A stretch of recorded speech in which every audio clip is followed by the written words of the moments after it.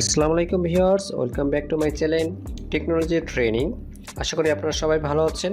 আলহামদুলিল্লাহ আমিও ভালো আছি। তো কথা না বাড়িয়ে শুরু করছি আজকের টপিক। ভিউয়ার্স, আজকের টপিক শুরু করার পূর্বে আপনাদের কাছে ছোট্ট একটি রিকোয়েস্ট, আপনারা যারা আমার চ্যানেলটি সাবস্ক্রাইব করেনি অবশ্যই সাবস্ক্রাইব করে পাশে রাখা বেল বাটনটি অন করে দেবেন। আর ইতিমধ্যে যারা সাবস্ক্রাইব করেছেন তাদেরকে অসংখ্য ধন্যবাদ। আমরা গত পর্বে দেখেছিলাম কিভাবে ইনস্টলমেন্ট পেমেন্ট শিটটা তৈরি করতে হয়। তো গত পর্বে আমরা একটা ফর্মেট ডিজাইন করে দেখিয়েছিলাম, অর্থাৎ একজন ব্যক্তি দেখেছিলাম।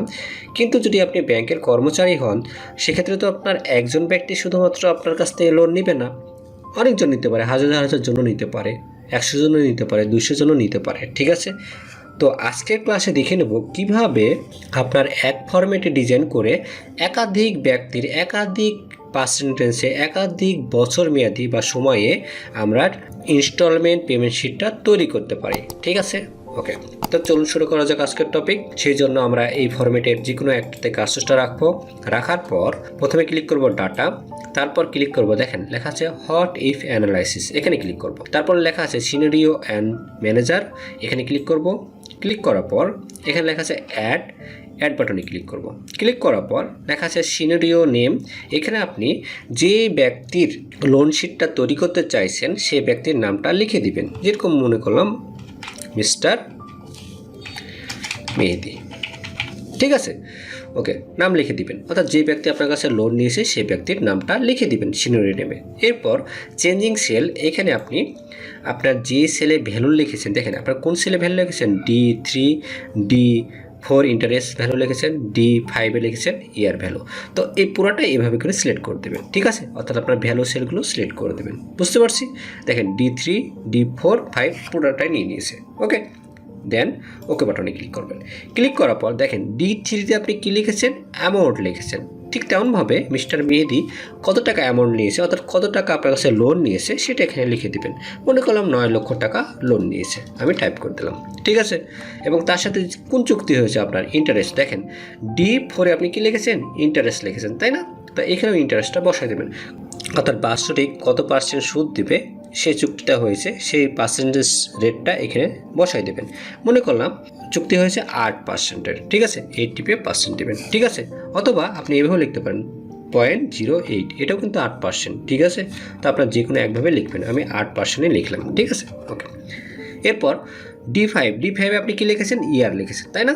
তো এখানেও আপনি ঠিক তেমনভাবে মিস্টার মেহেদি কত বছর মেয়াদি লোনটা নিয়েছে সেটা লিখে দিবেন। অবশ্যই তো আপনাদের সাথে একটা ব্যাংক অ্যাগ্রিমেন্ট হবে এবং চুক্তি হবে কত বছর মেয়াদি নিচ্ছে, সেই অ্যাগ্রিমেন্টের ডেট কত দিনের জন্য নিয়েছে সেই ডেটটা দেখে বসে দেবেন। মনে করলাম 6 বছর মেয়াদি নিয়েছে। ঠিক আছে, এভাবে 6 লিখে দেবেন।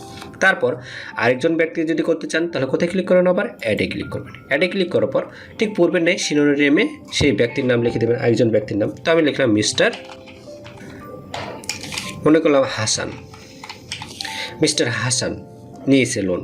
ঠিক আছে, চেঞ্জিং সেল আর আপনার লেখার দরকার নেই, কারণ একবার দিলে আপনার প্রতিবারে একই থাকে। দেখেন একই না, D3 D4 D5-এই তো আপনি এগুলো লিখবেন, সেই জন্য D3:D5 অটোমেটিক নিয়ে নেবে কিন্তু। ঠিক আছে, দেন ওকে। ঠিক তেমনভাবে D3-তে আপনি কি লিখেছিলেন, লোন অ্যামাউন্ট, ঠিক তেমনভাবে মিস্টার হাসান কত টাকা লোন নিয়েছে এখানে লিখে দেবেন। মনে করলাম 3 লক্ষ টাকা লিখেছে। এরপর কত পার্সেন্ট সুদে নিয়েছে লিখে দেবেন। মনে করলাম 4% সুদে নিয়েছে বা 5% সুদে নিয়েছে। ঠিক আছে, 5%।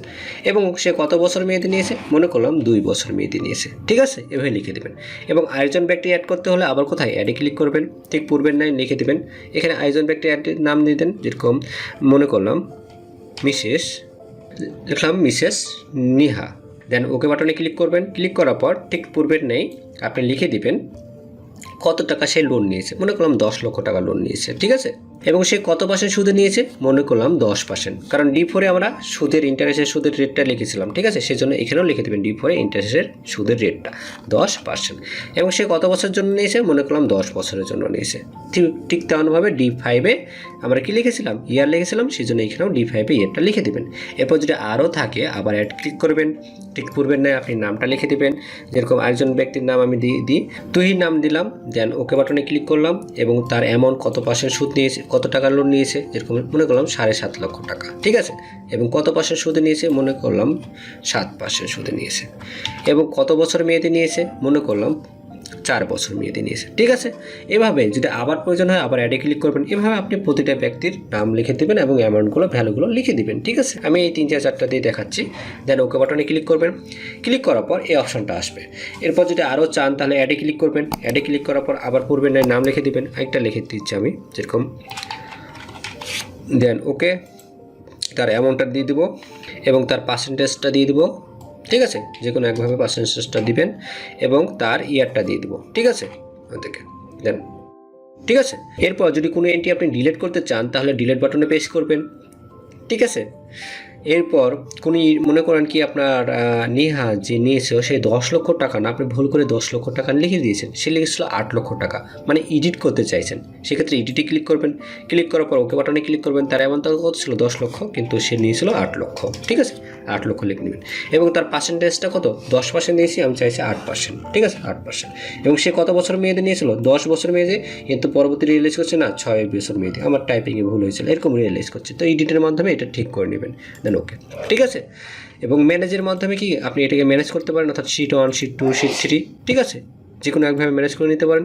এবং সামারির মাধ্যমে আপনি এটাকে শো করাতে পারেন। তো আমি সামারিতে ক্লিক করলাম এবং দেখেন রেজাল্ট সেলের নাম দিয়েছে। রেজাল্ট সেলের নাম কত? D7। দেখেন D7-এ আমার রেজাল্ট পাওয়া আছে। তো D7 অটোমেটিক আমার সিলেক্টই আছে, সেজন্য আর সিলেক্ট করার দরকার নাই।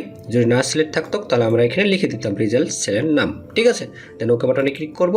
তাহলে দেখেন হয়ে গেছে আমার সিনারি সামারি। ঠিক আছে, যেরকম দেখেন মেহেদি কত টাকা লোন নিয়েছে? 9 লক্ষ টাকা, 8% সুদে, 6 বছর মেয়াদি এবং তাকে পেমেন্ট করতে হবে কত? 15,779.92 টাকা।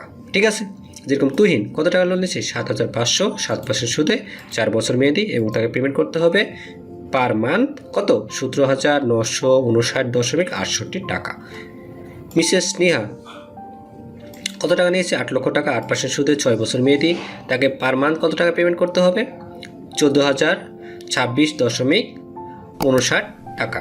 ঠিক আছে, এরপর যদি আপনি আরেকজন ব্যক্তি অ্যাড করতে চান তাহলে এখান থেকে অ্যাড করবেন না, আপনার মূল ফরম্যাটে ফিরে যাবেন। মূল ফরম্যাটে আমি কোথায় ক্লিক করছি? দেখেন এই যে শিট 1-এ ক্লিক করব। ক্লিক করার পর আবার কোথায় ক্লিক করবেন? ডাটা, তারপর হট ইফ অ্যানালাইসিস, তারপর সিনিয়রি ম্যানেজার, তারপর এই যে সে অপশানটা চলে আসলো। ঠিক আছে, এরপর আপনি এডিট করতে পারেন, অর্থাৎ কোনো এন্ট্রি যদি আপনার এদিক ওদিক হয়ে থাকে, ভুলভাবে টাইপ করে থাকেন, তাহলে এডিটের মাধ্যমে ঠিক করে নেবেন। কোনো এন্ট্রি ডিলিট করতে হলে ডিলিট করে নেবেন। আর এরপর যদি মনে করেন কি একজন লোন নিয়ে আরেকটা অ্যাড করতে হয়, তাহলে অ্যাডের বাটনে ক্লিক করে সেই ব্যক্তির নাম লিখে দিবেন। দেন ওকে, এবং তার অ্যামাউন্ট ভ্যালু লিখে দিবেন, কত টাকা লোন নিয়েছে।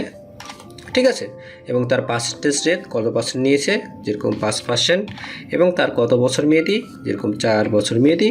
দেন ওকে, দেন সিনিয়র ম্যানেজার, দেন ওকে। তাহলে দেখেন নতুন যে তা নিয়ে অ্যাড করেছি সেটা কিন্তু অ্যাড হয়ে গেছে। ঠিক আছে, তো এইভাবে আপনি একাধিক ব্যক্তির লোন শিটটা একবারেই বের করতে পারবেন। ঠিক আছে, তো আজকের মতো ভিডিওটা এই পর্যন্তই। সবাই ভালো থাকবেন, সুস্থ থাকবেন। আল্লাহ হাফেজ, আসসালামু আলাইকুম।